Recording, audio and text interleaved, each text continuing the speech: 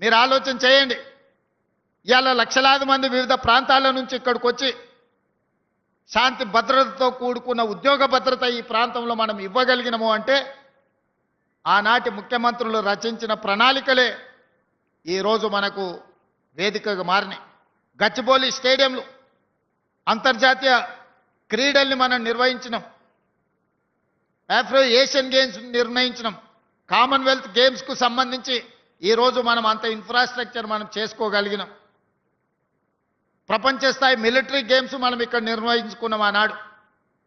కానీ మధ్యలో గచ్చిబౌలి స్టేడియంలన్నీ పెళ్లిళ్లకు పేరంటాలకు వేదికలుగా మారినాయి.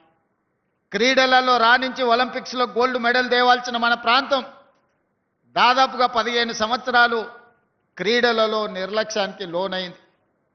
అందుకే ఈరోజు తెలంగాణ రాష్ట్రంలో ప్రజాపాలన ఏర్పాటు చేసిన తర్వాత ఒక పక్కన సంక్షేమ పథకాలను అమలు చేస్తూనే వాయు వేగంగా ఆగిపోయిన అభివృద్ధిని సాంకేతిక నైపుణ్యాన్ని అందిపుచ్చుకొని మన నగరాన్ని అభివృద్ధి చేయాలని ఈరోజు నిర్ణయం తీసుకున్నాం.